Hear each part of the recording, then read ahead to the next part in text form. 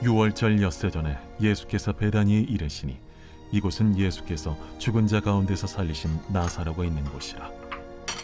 거기서 예수를 위하여 잔치할세 마르다는 일을 하고 나사로는 예수와 함께 앉은 자 중에 있더라.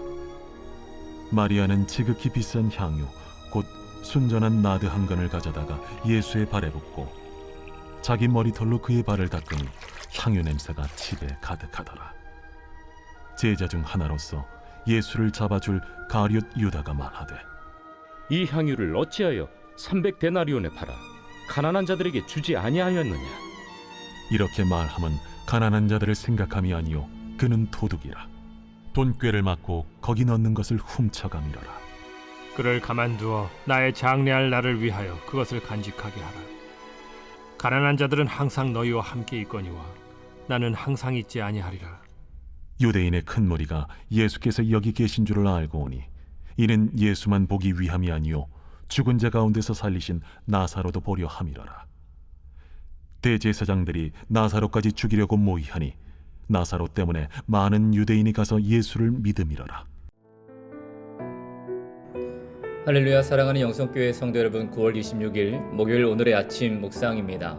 오늘도 하나님의 말씀으로 여러분 승리하시기를 예수님의 이름으로 축원합니다. 요한복음의 기록만 놓고 본다면 만약 예수님이 나사로를 살리지 않았다면 예수님을 최종적으로 죽이기로 한 산헤드린 공회의 결정은 없었을지도 모릅니다. 그런 점에서 예수의 죽음은 그분께서 살리신 나사로로 인함인 거죠. 예수님은 자신의 생명과 나사로의 생명을 바꾸신 것입니다. 그래서 어쩌면 예수님의 마지막 일주일을 베다니에서 시작하셨는지도 모릅니다. 1절 말씀, 유월절 엿새 전에 예수께서 베다니에 이르시니 이곳은 예수께서 죽은 자 가운데서 살리신 나사로가 있는 곳이라.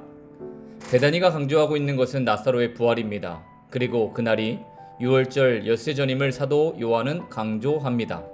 부활과 유월절이 일맥상통하기 때문이죠. 구약의 이스라엘 백성이 유월절 어린 양의 피가 좌우 문설주와 임방에 발랐기에 죽음의 재앙을 피한 것처럼 이제 예수 그리스도의 피가 십자가에서 쏟아지기 때문에 그 보혈을 믿는 자는 죽음의 재앙을 피해 영생을 얻게 되는 것입니다. 예수님이 베다니에 도착했을 때에 사람들은 예수님을 위해 잔치를 베풀었습니다. 누가복음에 따르면 마르다는 잔치를 준비하면서 마음이 분주하여 예수의 발치에 앉아 말씀을 듣던 마리아를 향해 불편한 심기를 드러내기도 했습니다. 예수님은 그런 마르다를 향해 많은 일로 염려하고 근심하지 말고 한 가지만으로 족하니 좋은 편을 택하라 라는 말씀도 하셨죠. 이는 하나님께서 목소리를 청종하는 것이 번제와 다른 제사보다 좋고 듣는 것이 순양의 기름보다 낫다고 말씀하셨던 사무엘서의 말씀과도 참 유사합니다.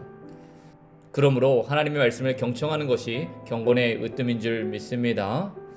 자, 3절, 마리아의 행동이 참 파격적인 것이죠. 지극히 값진 향유를 예수님의 발 아래 부어드린 행동, 그것은 누구라도 상식적으로 이해할 수 없는 일이었습니다. 순전한 나드 한 근, 값으로도 한 사람의 1년치 월급이고 그보다 더 중요한 것은 향유는 대체적으로 여인의 결혼 지참금이란 사실입니다. 그러나 이 마리아의 행동을 볼 때에 그 어디에서도 주저함이나 인색함이나 망설임이 보이지 않습니다. 마태와 마가복음에는 각각 예수님의 머리, 예수님의 몸에 부어드린 것으로 나오는데 요한복음은 예수님의 발에 부어드렸다라고 표현합니다. 이것은 복음서 저자들 사이에 의견이 불일치한 것이 아니라 강조하고자 하는 것이 다르기 때문이 그렇습니다. 요한은 예수님의 발에 향유를 부어드린 것을 강조하므로 가장 신체 중 낮은 곳에 고귀한 향유를 부어드렸음을 나타내고 있습니다. 즉, 내게 가장 지극히 소중한 것이 예수님의 가장 낮은 발보다도 못하다는 겸손과 경건의 표현인 것이죠. 만약 우리가 마리아의 향유처럼 우리가 가진 가장 소중한 것으로 예수님의 발을 위해 봉헌한다라고 한다면, 볼품없고 초라하고 남이 알아주지 않는 일에 내 헌신이 쓰인다면 어쩌면 우리는 망설일지 모르겠습니다. 그리고 더 멋있어 보이는, 더 드러나 보이는 쪽의 일에 봉헌의 용도를 변경할 때가 많습니다. 그러나 오늘 마리아의 헌신은 우리에게 이름도 없이 빛도 없이 아무도 알아주지 않더라도 오직 예수님께 쓰임받고 조용히 무대에서 사라지는 진짜 헌신에 대해서 보여주고 있는 것입니다. 그리고 마리아는 예수님의 발을 자기 머리털로 닦았습니다. 여인으로서 가질 수 있는 가장 고귀한 자신의 머리카락으로 더러운 발을 씻었다는 것은 온전한 자기 부인, 예수님의 제자가 가져야 하는 가장 모범의 행동을 한 것이죠.